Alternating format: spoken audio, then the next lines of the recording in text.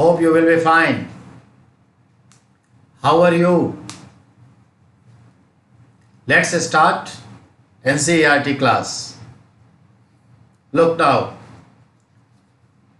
Last week on Wednesday, we were studying chapter 4, unit 2, chapter 4.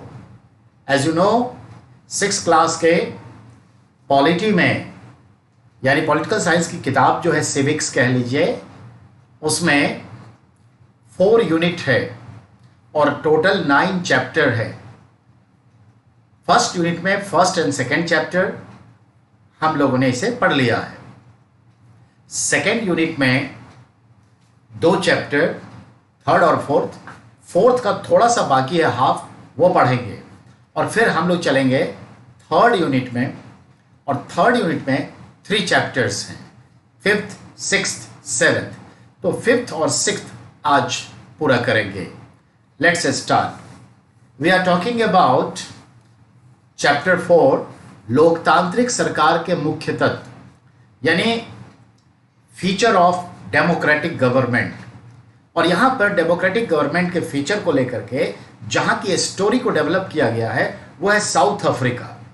और जैसा कि हम और आप जानते हैं, साउथ अफ्रीका में नेटिव लोग रहते थे, जो वहाँ के लोकल निग्रोज थे वो रहते थे।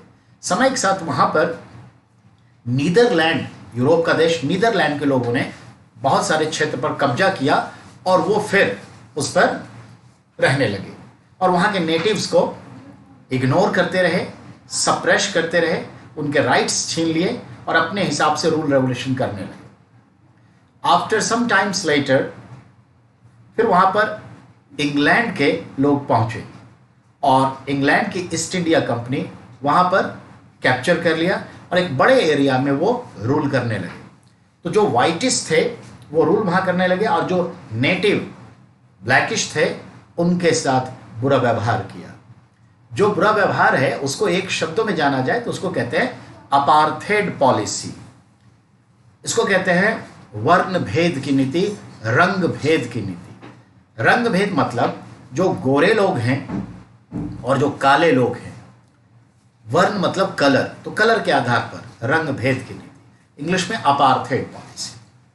वो एक्चुअली काले लोगों को, यूरोप के जो उस वक्त का जो सोच था, काले लोगों को इंसान की तरह समझते ही नहीं थे। समझते थे बहुत ही पुअर, डाउन ट्रोडन और डिसकल्चर्ड पीपल है, अनकल्चर्ड लोग हैं और वो सोचते हम ही सुपीरियर है और हम जो चाहे वैसे ही समाज चले। तो उनके साथ बहुत भेदभाव करते रहे। तो ध्यान में रखना है।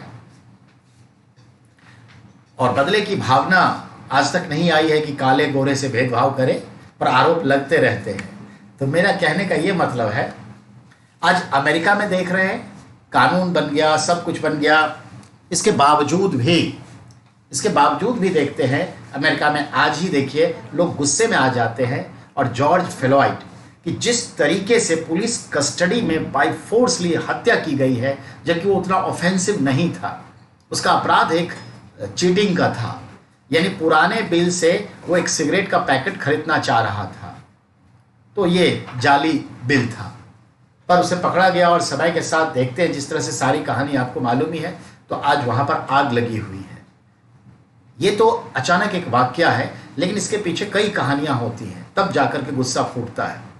तो ये दक्षिण अफ्रीका, उसके हालात को यहाँ दिखाया जा रहा है। तो जो काले लोग थे उनके अलग पार्क थे, अलग सड़कें थी, अलग मोहल्ले कॉलोनी घर थे, उनके बस स्टैंड अलग, उनकी बसेस अलग, उनके लिए ट्रेन अलग, ट्रेन थी तो भी अलग थी, उनके काउंटर अलग होते थे। अगर वो किसी के घर में काम करते हैं, गोरे के यहाँ तो काम करते हैं, तो जनरली 3rd और 4th ग्रेड के सर्वेंट हैं और वो डायरेक्ट मेन दरवाजे से घर में प्रवेश नहीं कर सकते। पिछले दरवाजे से घर में आइए, काम करिए और निकल जाइए। तो ये चीज़ें हैं। उस समय में ऐसा होता था। क्यों कि सवेरे सवेरे काले को देखेंगे और बहुत सारी चीज़ें। भारत में भी ये व्यवस्था थी बहुत साल पहले तक, क्योंकि जो हमारे दलित जाति के लोग हैं उनको मेन गेट से, दरवाजे के सामने से नहीं आने देते थे वहाँ की स्त्रियों को, पीछे के दरवाजे से आओ, मालिक की नज़र नहीं पड़नी चाहिए। अच्छा, आज दलित को देख लिया वगैरह, ये सब चीज़ें। सोच समय के साथ बदलती रही है। आज तो हम सबसे पहले देखा जाए तो कर्म के आधार पर जो अगर दलित को देखें तो रोज हम कूड़े वाले को देखते हैं, जो सबसे पहले हमारे घर के सफाई से जुड़े समस्याओं का हल करते हैं ना। हमारे सब्जी बेचने वाले सब आते हैं, हमें सब्जी दे के जाते हैं। हमारे दूध वाले भैया, पेपर वाले भैया आते हैं, अगर कर्म के हिसाब से देखें तो। लेकिन ये सब इतना ही जरूर है जितना सुनील सर, दोनों में कोई फर्क नहीं है। तो चलिए, तो यहां पर कहानी शुरू होती है कि एक बच्ची है माया नायडू, और एक दिन वो पुराने बक्से को टटोल रही है। तो एक बच्ची है 11 वर्ष की, और उस अफ्रीकी लड़की माया नायडू जो है पुराने बक्सों से देखा है कि माँ कुछ निकाल रही है, तो एक स्क्रैप्स बुक निकलता है और उसमें एक लड़के का बहुत बार बार तस्वीर है। माँ से बच्ची पूछती है कि ये लड़का कौन है और क्यों इतना सहेज के रखी हो। तो वो माँ कहती है ये है हेक्टर पीटरसन, जिसे पुलिस वालों ने गोली मार दी। साउथ अफ्रीका की कहानी है, नेल्सन मंडेला के देश की कहानी है, जहाँ पे हमारे महात्मा गांधी ने वहाँ की कहानी है। क्यों गोली मार दी? तो उन्होंने कहा कि जिस जगह पर ये लोग रहते थे जोहान्सबर्ग में, वहाँ पर अंग्रेज लोग जो थे, गोरे लोग, वो जो है अफ्रीकांस लैंग्वेज बोलते थे, और जो नेटिव हमारे निग्रो थे वो वहाँ पर जो बोलते थे वो जूलू लैंग्वेज बोलते थे। और ये लोग चाहते थे कि वो अफ्रीकांस लैंग्वेज सीखे और उन्हीं के हिसाब से सोच पैदा करें, ताकि उनका एक्सप्लॉयटेशन ईजिली हो सके और उसकी अंडरस्टैंडिंग हम समझ सके। ऐसा गोरे चाहते थे। तो स्कूल का विद्यार्थी था वो, 11 साल का लड़का हेक्टर पीटरसन, अपने मित्रों के साथ वो इसका विरोध कर रहा था कि हम क्यों सीखें, हम अपनी भाषा को क्यों छोड़ें। उसमें विरोध प्रदर्शन में जुलूस निकला और अंततः पुलिस ने, गोरों की पुलिस ने गोली मार दी 16 जून को 1976 को, और हेक्टर पीटरसन की मौत हो गई। और इसी चीज को वहां हाईलाइट किया कि वहां पे अपार्थाइड पॉलिसी थी। अब पेज पलट के देखते हैं कि क्या सिचुएशन है। अब हम देखते हैं रंगभेद कानून का मतलब है जो हमने बता दिया आपको। श्वेत यानी गोरे, अश्वेत मतलब काले। ठीक है, अब आइए, ये घटना जो हुई थी कहाँ हुई थी? तो सोवेटो प्रांत में हुई थी। सोवेटो एक जो है आपके साउथ वेस्ट साउथ अफ्रीका का एक शहर था सोवेटो, वहां पर हुआ, गोली मार दी गई 16 जून 1976 को। और याद रखिएगा अंततः 1994 में वहां पर जो आंदोलन चलता रहा, 1994 में फाइनली वहां से अपार्थाइड पॉलिसी खत्म कर दिया गया, रंग भेद की नीति, और वहां अब जो है डेमोक्रेटिक गवर्नमेंट है और गोरे और काले सब मिलकर के सत्ता चलाते हैं। And I would like to be mention here, रोली हलहला, डाली भुंगा, नेल्सन मंडेला, ये हमारे नेल्सन मंडेला का पूरा नाम है। रोली हलहला, डाली भुंगा, नेल्सन मंडेला। जब युवा थे, शादीशुदा थे, कॉलेज गोयर थे, तो उन्होंने इस रंगभेद की नीति के लिए विरोध किया, और विरोध किया तो उन्हें 1963 में बहुत पीटा गया, मारा गया और जेल में डाल दिया गया। जेल में डाल दिया, 27 वर्षों तक जेल में रहे। बट फाइनली हम देखते हैं, अच्छा जेल जो था स्ट्राफलगढ़ जगह है, वहां पर हुआ 27 वर्षों तक। पर फाइनली पूरे दुनिया का दबाव साउथ अफ्रीका पर पड़ा। उसके साथ हम क्रिकेट नहीं खेले, उसके साथ कोई गेम नहीं खेलते थे, उसके साथ हम डिप्लोमेटिक रिलेशन नहीं बनाते थे। फाइनली साउथ अफ्रीका से इन अंग्रेज गोरों ने अपार्थाइड की पॉलिसी को हटा दिया और काले गोरे का भेद मिटा के एक ऐसा संविधान लागू किया कि कोई भी राष्ट्रपति बन सकता है, पीएम बन सकता है, और डेमोक्रेटिक सिस्टम आ गया। फाइनली हम देखते हैं 1990 में नेल्सन मंडेला को नोबेल प्राइज ऑफ पीस मिला। 1991 या 92 में हमने भारत रत्न का सम्मान दिया। उनका आंदोलन नॉन वायलेंस बेस्ड था, सत्याग्रह बेस्ड था। That was the both of concept of non-violence and Satyagraha given by Mahatma Gandhi to the world। तो उन्हीं चीजों को वो आगे लेके चल रहे थे, तो कहीं ना कहीं भारत की संस्कृति को, सोच को, विचार को आगे बढ़ा रहे थे, ग्लोबलाइज कर रहे थे इस तरह के प्रोटेस्ट को। तो इसलिए हम जानते हैं उन्हें हमने भारत रत्न दिया। हमने अब तक 2 ही विदेशी को भारत रत्न दिया, एक खान अब्दुल गफ्फार खान को दिया 1988 या 89 में, एंड सेकेंड हमने नेल्सन मंडेला को दिया। और नेल्सन मंडेला दक्षिण अफ्रीका के फर्स्ट ब्लैक प्रेसिडेंट बने, 2 बार बने, पर बीमार रहे, और जब जेल में थे तब उनकी वाइफ विन्नी मंडेला 5-7 बच्चों को कैसे पालती। मजबूरी ऐसी थी कि मजबूरी में उसे किसी और से शादी करनी पड़ी, क्योंकि ये तो उम्र कैद के लिए अंदर गए थे, तो बच्चों का पेट पाली। लेकिन बार बार वो मिलने जाती थी, भले शादी कर ली पर नेल्सन मंडेला से मिलने जाती थी, और फिर जब वो जेल से निकले तो वही उनको रिसीव करने गई और उनके साथ मिलती जुलती थी, बच्चे लोग आते जाते थे। ये प्यार होता है और यही यथार्थवाद भी होता है, रियलिटी भी होती है। बाद में उनका देख रेख कौन करेगा, स्वाभाविक सी बात है। एक 28-30 साल की लड़की जो संवेदनागत होता है वो उसके साथ शादी कर लिए, तो कहाँ नेल्सन मंडेला लगभग 85 ईयर्स प्लस, तो भी वो शादी की। यहाँ शादी का मतलब रिलेशन बनाना नहीं होता, शादी का मतलब एक पारिवारिक जीवन बिताना भी होता है। और ऐसा ही उसका केयर करती रही वो लड़की, वो छोटी सी लड़की, in the sense of that 28-30 साल की लड़की। तो ये भाव होता है उन्हें, जो है जैसे हमारे यहाँ है ना, वैसे ही वहाँ वो दक्षिण अफ्रीका के राष्ट्रपिता की तरह जाने गए। नेल्सन मंडेला का जन्म 18 जुलाई 1918 को हुआ था। 18 जुलाई को मंडेला डे यूएनओ मनाती है। इन्हें दक्षिण अफ्रीका का गांधी कहा जाता है, Gandhi of south Africa. This is the importance. हमारे गांधी जी भी तो वहीं गए थे और वो भी तो अपार्थेड पॉलिसी का ही विरोध कर रहे थे। उनको जब ट्रेन से फेंक दिया कि blackies can not be travel in first class bogie of train, तो उनको उठा के फेंक दिया पिट्सबर्ग नाम के जगह पे। तब इन्होंने जो है शुरुआत करी थी और यही कान फूंक कर आए थे उनके लोगों को 1915 में। तो देखते 18 में जो पैदा हुआ नेल्सन मंडेला, उसको महात्मा गांधी कहीं ना कहीं ध्यान में था और उसने आंदोलन को आगे बढ़ाया और अंततः अपना हक लेके रहा और प्रजातंत्र की स्थापना की। तो बच्चों की क्लास में ज़्यादा तो नहीं बताया जा सकता, बट याद रखिएगा दैट इज इंपॉर्टेंट। और इस तरह से मैं आपको बताता हूं जनाब का पूरा नाम।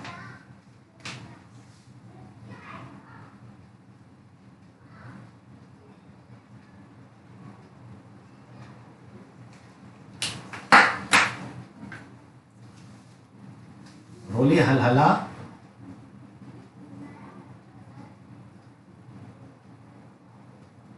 डाली भुंगा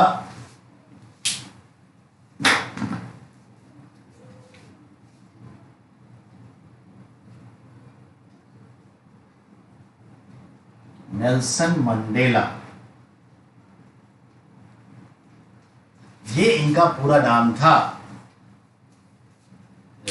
ठीक है, शॉर्ट में नेल्सन मंडेला उनकी मैडम टीचर जो थी वो पुकारती थी बचपन में, पर नाम पूरा यही था।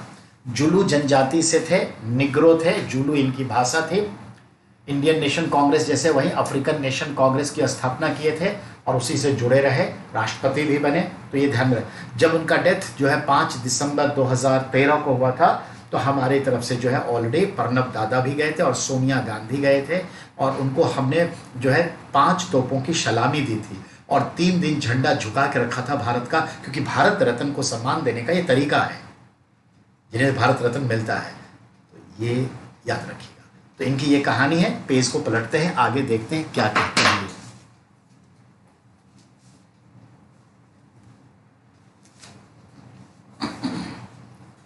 तो यहां पर लोकतांत्रिक सरकार के संदर्भ में बात होती है कि लोग सरकार के कार्य में रुचि लेकर और उसकी आलोचना करके भी अपना भागीदारी निभा सकते हैं।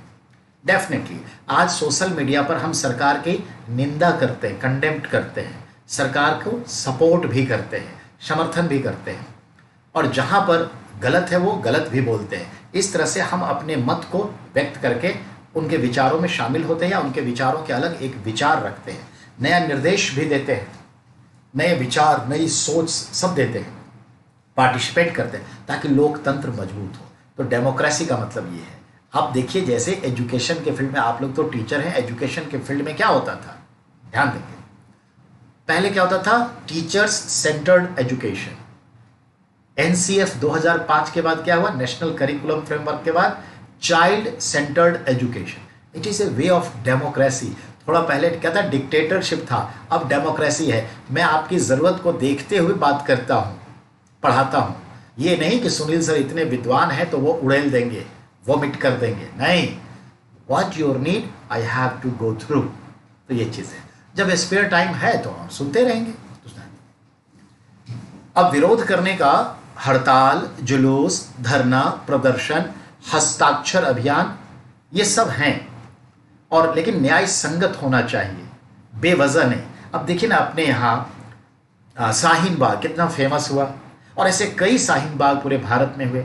उन्हें भी अपना विचार रखने का हक है, लेकिन थोड़ा लंबा चल गया, लोगों को बहुत परेशानी हुई, समस्या उसकी थी। पर आप अपने विचार रखिए, लोकतांत्रिक तरीके से रखिए, कौन रोका है? कोई नहीं रोकता। तो ये चीज है। अखबार, पत्रिकाएं, टेलीविजन, रेडियो, ये सब और सोशल मीडिया माध्यम है आज और लोकतंत्र को मजबूत बनाता है। ये सब अभिव्यक्ति के साधन है, यानी it is mean of expression of our voice through media. अब है, अगर देश के लोग सजग हैं और हर चीज में रुचि लेते हैं तो वो देश में लोकतांत्रिक व्यवस्था और मजबूत होती है। Definitely if you want to be strengthen your democratic system, then you must be participate in this political views, political scenarios, to not only cast the vote, even you have to be discuss, work, support, critics, anything आप करिए, लोकतंत्र मजबूत होगा। But never spread हेटनेस, घृणा मत फैलाइए। Never say hate speech, नफरत की भाषा नहीं बोलिए, प्यार से। विवादों का समाधान, लोकतांत्रिक व्यवस्था में अगर हमारे और आपके बीच में कोई डिस्प्यूट है, विवाद है, उलझन है, तो प्यार से बैठ के सुलझाएं। अब मैं कहता हूं कि भैया मैं ब्राह्मण हूं, मैं गाय नहीं खाता, मैं हिंदू हूं, मैं गाय नहीं खाता। वैसे हिंदू गाय खाते हैं बहुत जगह, ऐसी कोई बात नहीं। साउथ इंडिया चले जाइए, नॉर्थ ईस्ट चले जाइए, बहुत जगह है। खुद नॉर्थ इंडिया में आ जाइए, बहुत लोग कास्ट हैं ऐसे जो खाते हैं। कहने का मतलब, तो हम अखलाक को मार देंगे, अखलाक फिर नरेश को मार देगा, ये तरीका नहीं है। प्यार से रहना है, हमें उनके विश्वास को समझना होगा। आज की जरूरत के हिसाब से उनको समझाना हो सकता है, हमें भी वो समझा सकते हैं। अच्छी बात है तो हम भी समझेंगे, क्यों नहीं समझेंगे? After all we have to human being, और हमें मानवता को बनाए रखना है। This is the way to strengthen our democratic government, democratic country. Everything should be go through dialogues. Even then, both are pressurizing to each other on the border of India-China. But another way, they are talking to each other. Dialogue is going on. तो ये चीज है, pressure politics, ये होता है। चलिए पन्ना पलटते हैं।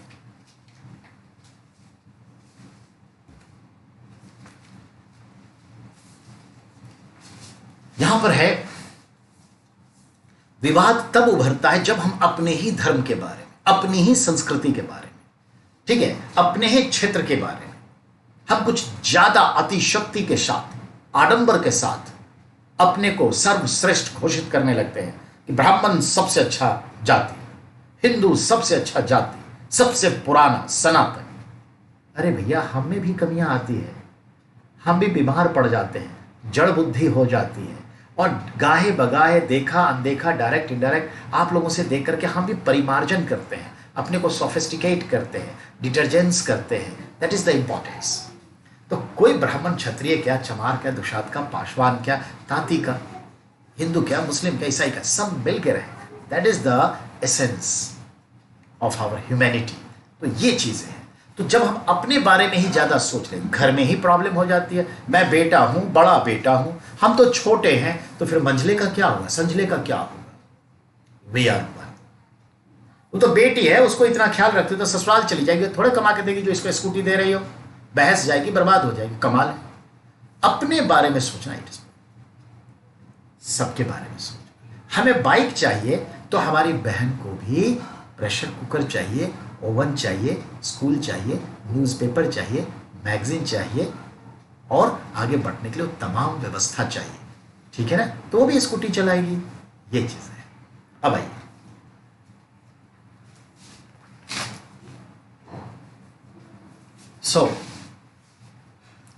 धार्मिक जुलूस और उत्सव कई बार समस्याओं का कारण बनता है डेमोक्रेटिक गवर्नमेंट में। अब मैं कहता हूं जय श्री राम, अब 9 दिन तक बजा रहे हैं, बगल में शांति चाहिए, मैं इसी रास्ते से जाऊंगा और चिढ़ाते जाऊंगा। कभी मुल्ला बोलते हैं, कभी ये बोलते हैं, कभी कृष्ण कहते हैं, गाय खाने वाले बोलते हैं, कभी हमको कहता है कृष्ण की पूजा करता है, मूर्तियों की पूजा करता है। This is very wrong things. ऐसा कभी कुछ नहीं कहना चाहिए। बिलीफ सिस्टम को पहले समझना चाहिए, किसका क्या बिलीफ। उस बिलीफ के पीछे उनके जो वैचारिक सोच है, उनके पीछे कुछ ज्योग्राफिकल फैक्ट रहा होगा, हिस्टोरिकल फैक्ट रहा होगा, इकोनॉमिकल फैक्ट रहा होगा। अगर वो फैक्ट आज भी मौजूद है तो बिलीव ठीक है, अगर वो फैक्ट्स बदल गए तो बिलीव सिस्टम को भी थोड़ा थोड़ा सुधार कर देना चाहिए। तो ये चीज है। तो आगे देखिए, कर्नाटक और तमिलनाडु के बीच अक्सर कावेरी नदी के पानी को लेकर विवाद होता है। तो जरा सोचिए, ऐसे समझिए, ये जो हमारा पाम है ना, पाम, तो पाम में कहते हैं इधर से नदियां जा रही हैं और यहां पे कर्नाटक है, यहां पे, ठीक है ना, देख रहे हैं ना, तो ऐसे नदी जा रही है। तो इस हाइट वाले प्लेस पे कर्नाटक है और लो वाले एरिया में तमिलनाडु है, और ये जो रेखा है ये नदी है, ऐसे समझिए। तो नदी का पानी तो हमेशा लोअर की ओर जाती है। अब कर्नाटक में भी पानी की समस्या है। कर्नाटक का जो कावेरी नदी है उस पर देखते हैं कि डैम बना हुआ है। तमिलनाडु में मेट्रोर डैम है और कर्नाटक में कृष्ण सागर है। तो कृष्ण सागर जो डैम है वो कावेरी नदी पर है। काबिना जलाशय भी है और वो पानी को ज्यादा रिजर्व कर लेते हैं बैंगलोर के लिए, मैसूर के लिए और इरिगेशन के लिए, ड्रिंकिंग के लिए। तो बहुत कम पानी जो है रिलीज होता है तमिलनाडु के लिए। और तमिलनाडु का जब पानी कम हो जाता है नदी में, और जानते ही हैं साउथ इंडिया मॉनसून पर डिपेंड रिवर्स है, यानी सीजनल रिवर है साउथ इंडिया का, नॉट पेरेनियल। पेरेनियल मतलब सदावाहिनी, सालों भर पानी हो, वो तो ग्लेशियर से होता है हिमालय की नदियों में।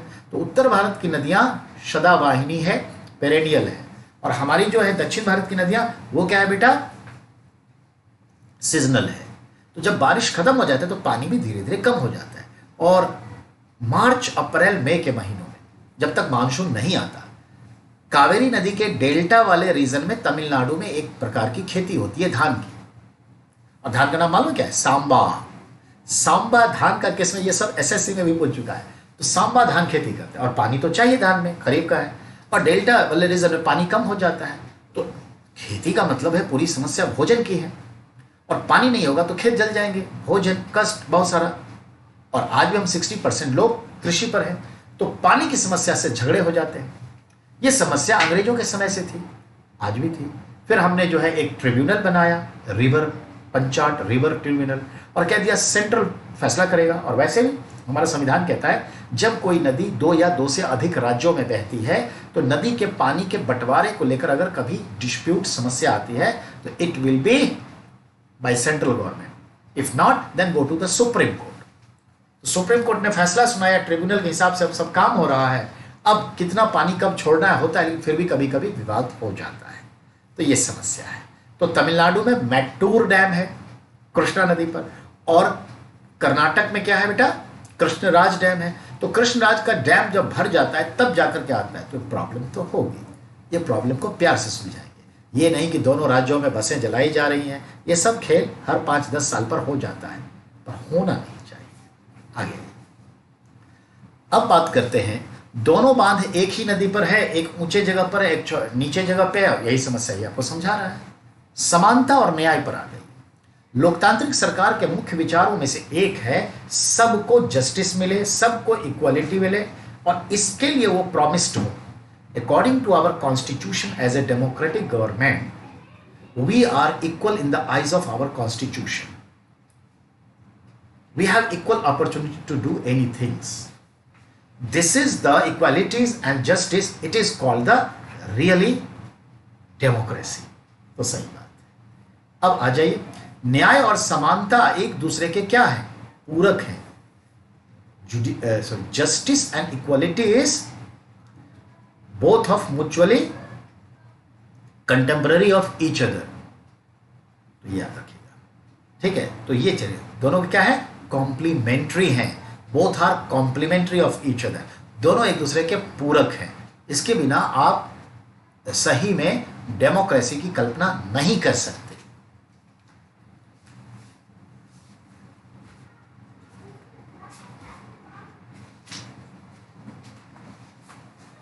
वेल, अब जो हमारी बात होने जा रही है चैप्टर 5 है, ठीक है।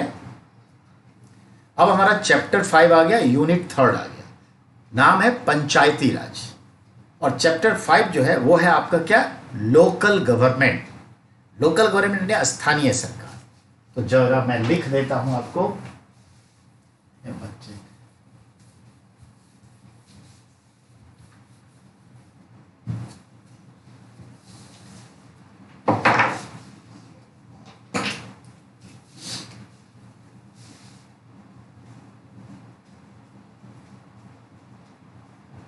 Arjun CRT class 6th BT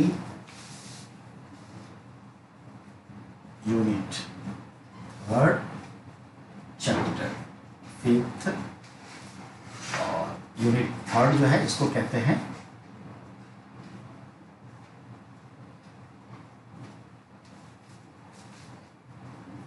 local government. बेटा इसका अर्थ होता है स्थानीय सरकार।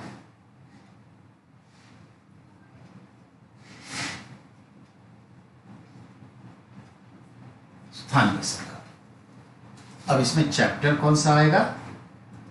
तो चैप्टर इसमें 5th है, जिसको हम लोग पढ़ेंगे। इस 5th चैप्टर का नाम है पंचायती राज।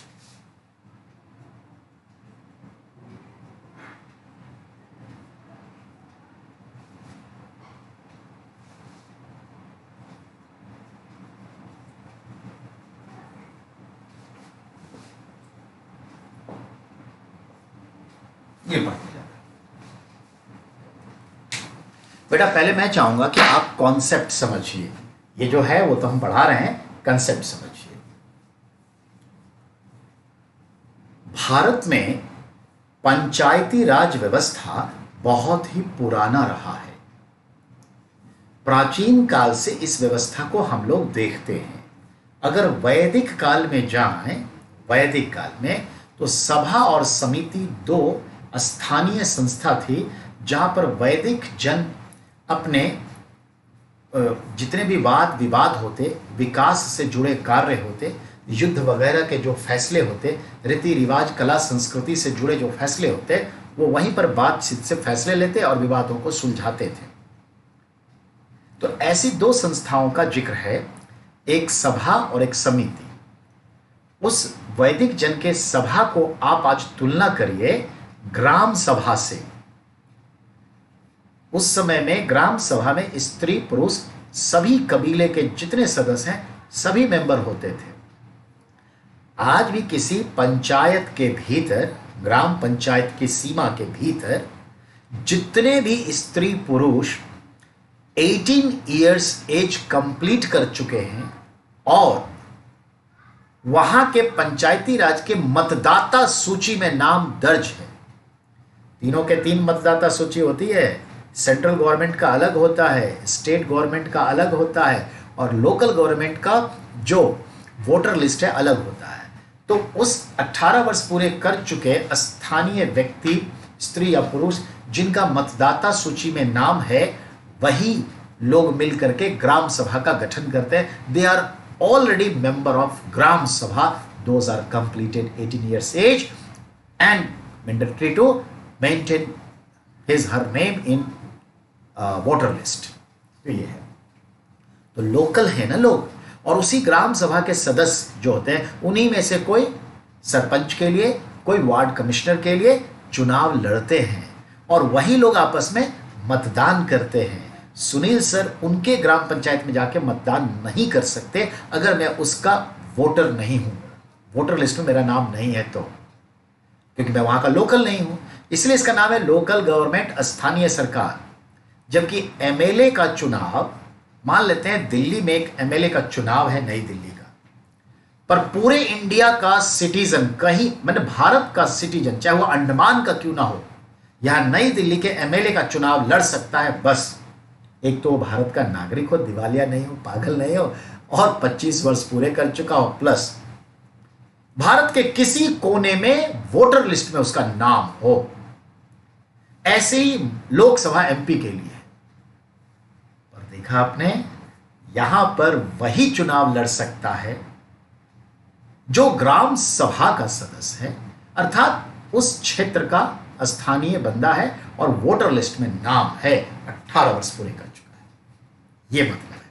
तो लोकल गवर्नमेंट आप समझो। अब आइए, 3 तरह से गवर्नमेंट हमारे देश में फिलहाल काम कर रही है। सेंट्रल गवर्नमेंट, जिसे संघीय शासन कहते हैं, यूनियन गवर्नमेंट कहते हैं, यानी केंद्रीय शासन, और हर स्टेट में आप इसे क्या कहते हैं, स्टेट गवर्नमेंट, राज्य सरकार कहते हैं, और उसी लेवल में आप कह दीजिएगा यूटी, यूनियन टेरिटरी, तो वो भी एक यूनियन टेरिटरी मतलब सेकेंड ग्रेड का स्टेट। और तीसरा होता है विद इन स्टेट ग्राम पंचायत, ठीक है, यानी पंचायती राज, तो वो थर्ड स्टेट हो गया, ठीक है।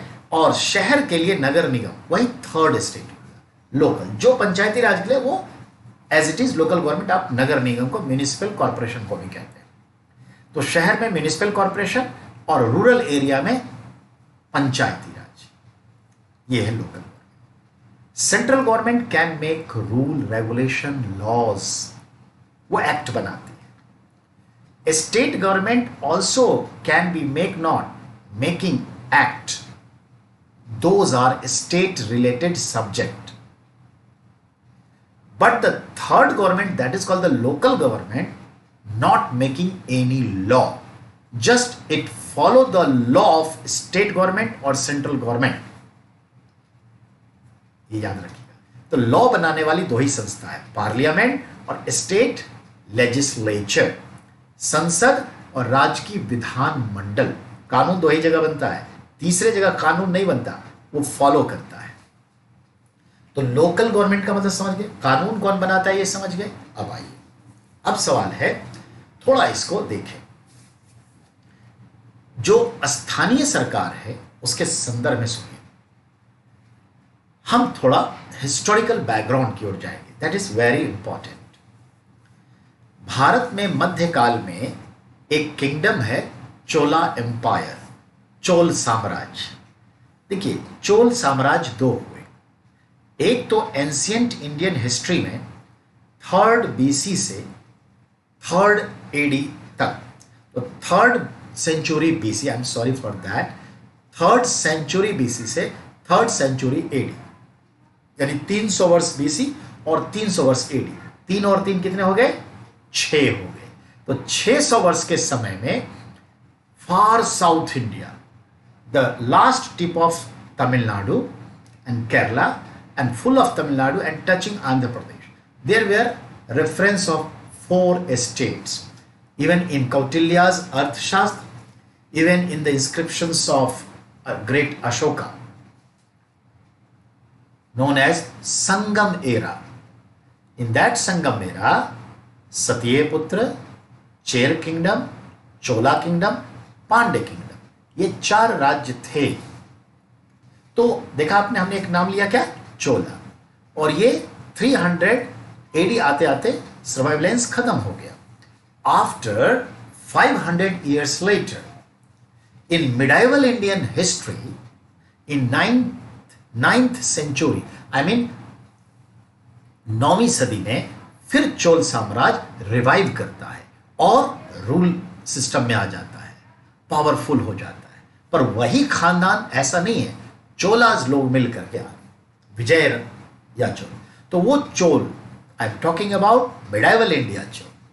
तो मिडाइवल इंडिया चोल में देखते हैं कि बहुत अच्छी व्यवस्था थी, पंचायती राज व्यवस्था।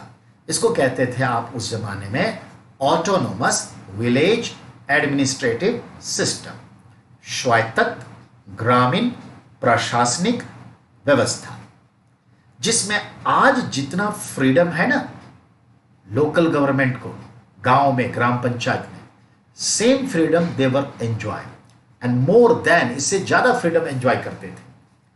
तो आपसे कभी भी पूछे कि कौन सा भारत का राज्य स्वायत्त ग्रामीण प्रशासनिक व्यवस्था के लिए विश्व प्रसिद्ध है, भारतीय इतिहास में प्रसिद्ध है, your answer will be Chola empire, Chola साम्राज्य। एक पॉइंट क्लियर।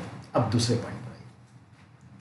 अब उसके पैरेलल उसके बाद एक राज्य आया, यू नो, जिस राज्य का नाम अच्छा, चोला जो था वो 8th सेंचुरी AD से लेकर के 14th सेंचुरी AD तक कायम रहा, उसके बाद खत्म हो गया।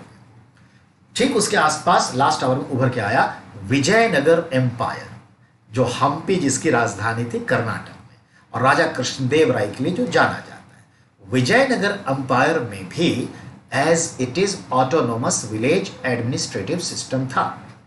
और विलेज एडमिनिस्ट्रेटिव सिस्टम का संदर्भ देखें तो वहां पर भी काफी स्वायत्तता थी। और जो गांव के ब्राह्मण लोग होते थे, जिनका टाइटल आज भी आयंगर होता है, आयंगर ब्राह्मण होते हैं। तो उस जमाने में ब्राह्मण ही तो पढ़े लिखे होते थे, शिक्षा का अधिकार उन्हीं का था, शूद्रों को जनरली नहीं उतना था, पर ब्राह्मण क्षत्रिय वैश्य शिक्षा पाते थे। और generally rule regulation system of to handle the society spirituality ये तो ब्राह्मणों के पास था। तो ब्राह्मणों के बनाए हुए ही नियम थे। जैसे आज आप क्या कहेंगे, अम्बेडकर के बनाए हुए नियम है, बोलेंगे ना, स्वाभाविक है। अब कोई आदमी ईर्ष्या भाव से बोले दलितों के बनाए हुए नियम है, तो अब क्या बोलेंगे। आज अमित शाह हैं, मिस्टर हमारे नरेंद्र मोदी जी हैं, कास्ट को फील करेंगे ये सरकार के बनाए नियम है। पर जब ईर्ष्या भाव होगा तो अब क्या कहेगा, चाय वाला बनाया था कानून। कुछ लड़कियां फेसबुक पर कहती रहती है अमित शाह बनिया, वो क्या जाने देश चलाना, लूट लिया बर्बाद कर दिया वगैरह। तो जब आप पर्सनली ले लेंगे तो कल फिर आने वाली पीढ़ी बोलेगी इसी कानून को लेकर, जब उसको एडजस्टमेंट नहीं होगा। अगर मान लीजिए, क्योंकि स्वभाव तो हमेशा बदलता है, कायनात में हम कहाँ घूम रहे हैं तो स्वभाव तो बदलेगा। तो फिर हम क्या बोलेंगे, दलित लोगों ने कानून बनाए थे, क्या बनाए, जैसे आज कहते हैं ब्राह्मणों का बनाया हुआ कानून था। तो ऐसा नहीं है। जो अच्छी चीजें मानिए, चाहे दलित बनाए वाल्मीकि जो हो, चाहे हमारे वाल्मीकि जी हो या महर्षि वेद व्यास हो, कोई फर्क नहीं पड़ता, चीजें अच्छी होनी चाहिए, ठीक है। तो ये ध्यान में रखें, मेरे कहने का मतलब है। तो वहां भी ऑटोनोमस विलेज एडमिनिस्ट्रेटिव सिस्टम था और गांव के बुजुर्ग ब्राह्मण ही उसे संचालित करते थे, इसलिए इसको क्या कहते थे, आयंगार व्यवस्था। बिकॉज ऑफ दिस आयंगार व्यवस्था, गांव के बुजुर्ग ब्राह्मणों की संस्था आयंगार व्यवस्था। और ये तो समझ गए, और सारा काम करते थे। अब आ जाइए मॉडर्न टाइम में, जब अंग्रेज आए तो हमारी पंचायती राज व्यवस्था धीरे धीरे धीरे फेड होती चली गई और उस पर कोई ध्यान नहीं दिया, और ऊपर से जुडिशियरी खोल दिए तो और भी प्रॉब्लमेटिक हो गई, छोटे छोटे झगड़े सब हम आ गए कोर्ट में। पर फिर बाद में गांधी जी को यह समझ आया कि नहीं, आत्मनिर्भर का मतलब क्या है, क्या हम अपने देश में सिर्फ सूत काट लेने से, खादी पहन लेने से आत्मनिर्भर हो जाएंगे, फैक्ट्रियां खोल लेने से हो जाएंगे, या कानून और विचारों पर भी आत्मनिर्भरता हो। हमारा जो कला है, संस्कृति है, वो हमारी भूगोल, अर्थव्यवस्था, राजनीति का देन है। आज भी हम उसी मनोभाव से जीते हैं, मानवता के भाव से जीते, सनातन से जीते, प्रकृति से जीते हैं। तो हमारे कानून भी तो वैसे होने चाहिए ना, तब ना, नहीं तो एडजस्टमेंट नहीं होता है। तो देखिए आज भी कितने लोग कानून का पालन करते हैं, दिक्कत होती है ना। तो याद रखिएगा, तो जैसा है उसके हिसाब से कानून होना चाहिए, थोड़ा हार्ड होना चाहिए, ऐसी बात नहीं है। ये चीज़ तो पालन करते हैं, तो ये याद रखने की चीज़ है। तो फिर गांधी जी ने कहा था कि पंचायती राज व्यवस्था होनी चाहिए, उन्हीं के सपनों को साकार करना था। और पुराने जो व्यवस्था थी हमारी, वो इस ख्याल से हमने क्या किया कि आज़ादी के बाद पंचायती राज व्यवस्था के लिए कुछ काम किया। क्या काम किया फिर आपको हम बताएंगे। 5 मिनट है, सुन लीजिए, 5 मिनट गौर से सुनिएगा। 1958 में बलवंत राय मेहता कमेटी सेटअप हुई। Justice Balwant Rai Mehta committee setup in 1958 on Panchayati Raj system. He given the report in next year and his report given that what? उन्होंने कहा पंचायती राज व्यवस्था को राज्यों में जिला स्तर पे 3 स्तर पर बनना है, ग्राम पंचायत, पंचायत समिति और फिर क्या कहा उन्होंने, जिला परिषद। सो 3 layers of Panchayati system, local government. हमने उनकी सिफारिशों को पायलट प्रोजेक्ट के तौर पे, पायलट प्रोजेक्ट प्रयोग के तौर पे लागू किया। कब? इन 1959, ठीक है। तो सॉरी 1959 नहीं बोलेंगे, 1958, तो याद रखिएगा 1958 में एज ए पायलट प्रोजेक्ट लागू किया। और ये पायलट प्रोजेक्ट कहां लागू किया? You know, at present in Telangana there is a place Pochampally.